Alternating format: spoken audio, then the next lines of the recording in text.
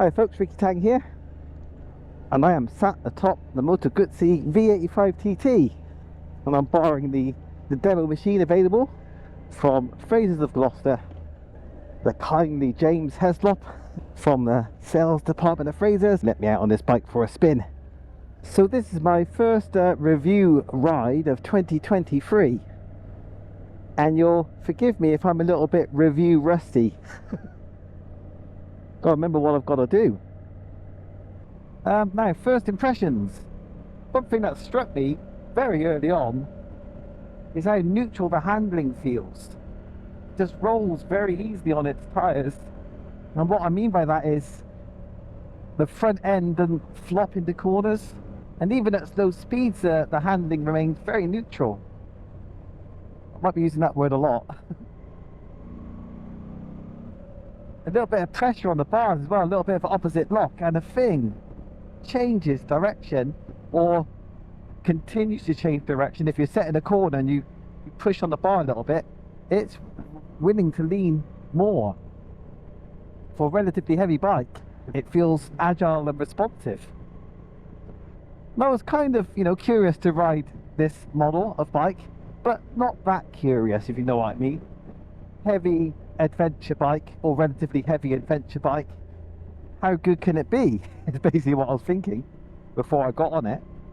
But yeah, the way it goes around bends at 40-50 miles an hour, and more importantly to me, at 5 or 10 miles an hour, and the front end doesn't leave the bike. Very impressive.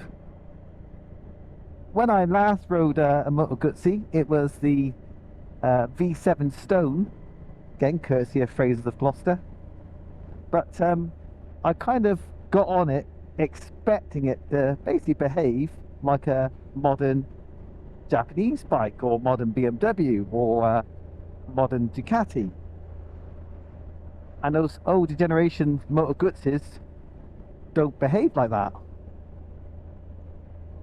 So nowadays you call them an acquired taste.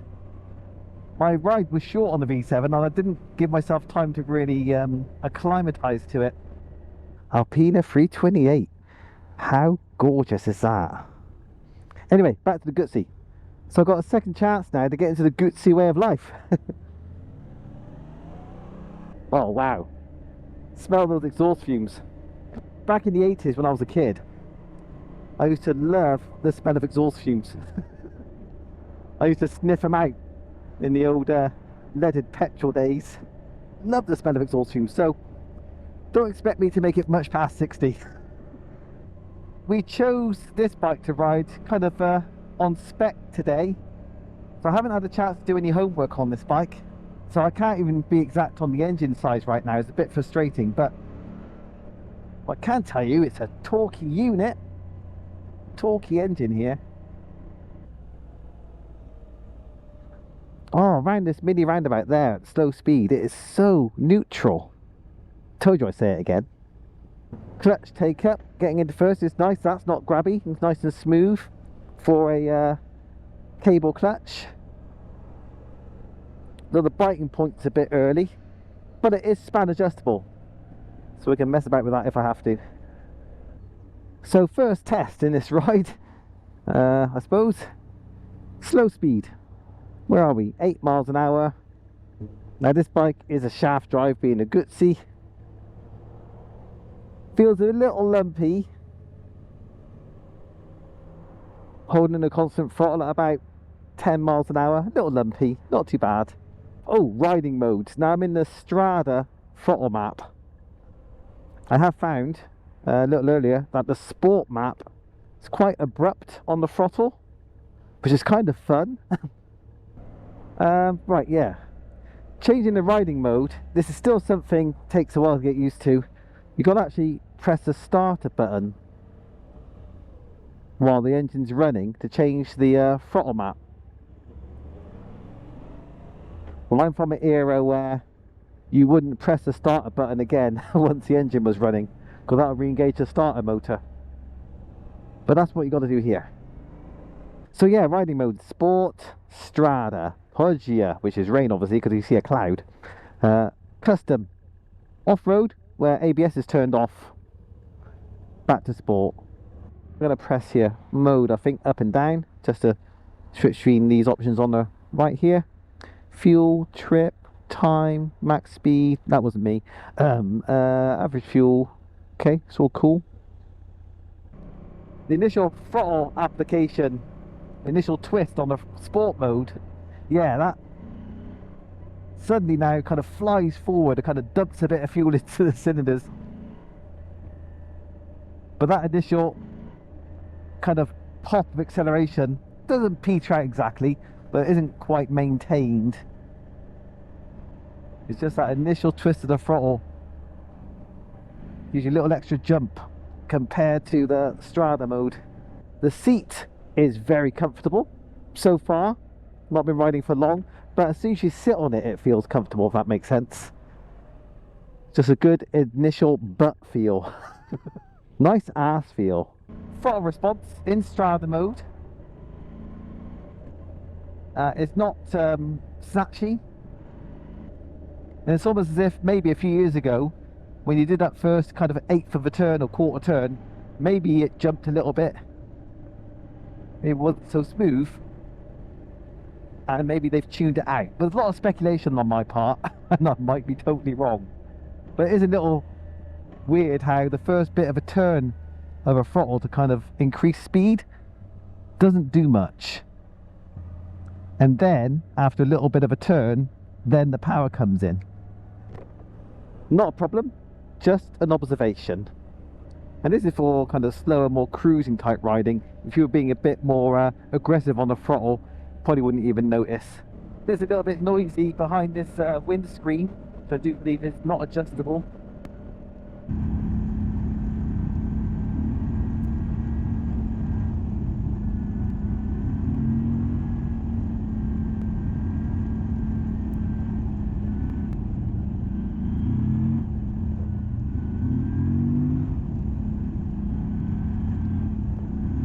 So a little bit of enthusiastic riding on that A road there.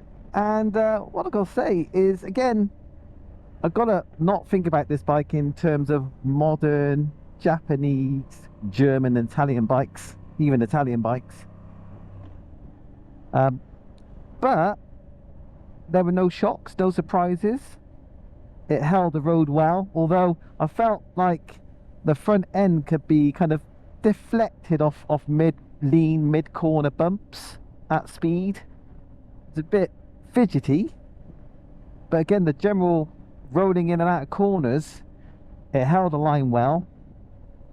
Even when the front was kicking slightly, it didn't, you know, threaten to do anything scary, and it kind of regained its composure quickly.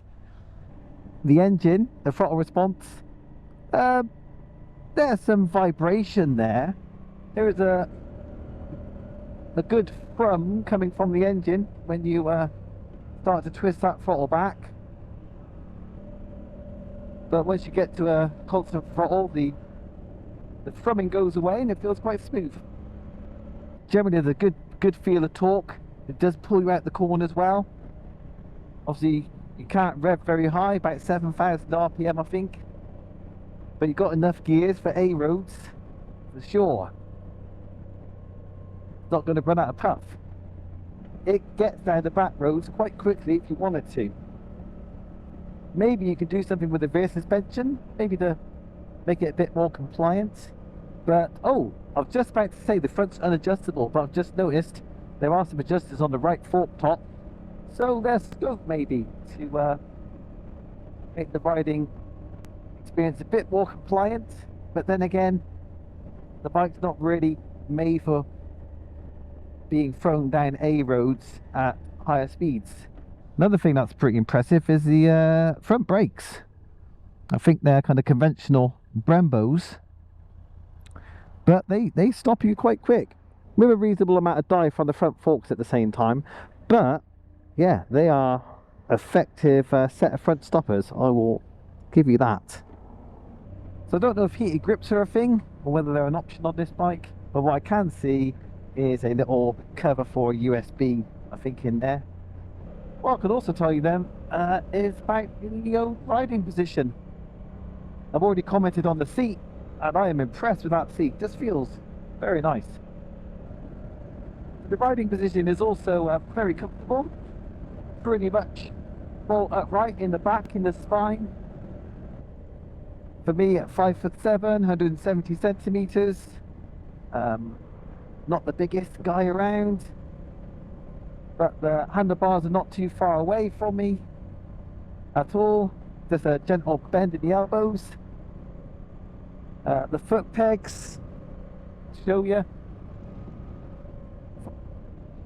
so not very swept back. A reasonable amount of room to move back and forth. I also haven't got the biggest bottom around either. It would appear if I was about maybe 6 inches taller. Yeah, maybe not 6 inches, that might be an exaggeration. If my head, yeah, sits about 3 or 4 inches higher than it does now, it's a lot quieter up there. That's a shame for me. So here we are with the Moto Guzzi V85TT. Let's rattle through some specs. So 850cc or 52.05 cubic inches, 4-stroke V-twin, 4 valves per cylinder. So I got it wrong with the valves per cylinder, 2 valves per cylinder. And yeah, what surprised me really about this power output, the rated power output, 80 horsepower and 59 foot-pounds of torque. The horsepower is at 7,750 RPM. The torque is at 5,000 RPM. That's quite low, but overall I'm really enjoying the amount of power it provides, especially for a bike that weighs 230 kilos wet by all accounts. It doesn't feel as heavy as that. But the exhaust is nice and kind of tucked out the way. This bike is reasonably well appointed, although it hasn't got a centre stand. I do believe a centre stand is an option on this machine. We do have a rear carrier, which is nice. I'm not sure if it's set up for panniers on this model of bike. If I can find one with panniers, I'll stick a picture on. Front wheel, that looks like a 19-incher to me, so let's have a little look at the specs. You see it's wearing a 110 80 19-inch on the front and 150 70 17 on the rear. They do look to me like tubeless spoked wheels, which some potential owners will like very much. And what's impressed me down here are the radial mount Brembos. Not the latest or the greatest Brembos, but doing a hell of a job on slowing you down if you need to. What we got on the tyre front, Anarchy Adventures, the Michelins. I don't know how much they're contributing to the road holding, but as I mentioned, very neutral feeling, an impressive feeling as you run it around bends. The fuel tank capacity, 18 litres, that's a pretty good size. 5 litres reserve as well. It's getting windy and it's getting cold, so I think I'm going to wrap this up. So basically I have enjoyed my ride on this bike. As I mentioned earlier on with the V7 Stone ride, I never really appreciated the V7 Stone when I rode it. I'm appreciating this style of riding more. The vibe, don't rush, chill out, just enjoy the bike, enjoy the character of the bike while you're riding around. And if you do that, it's an impressive bit of machinery.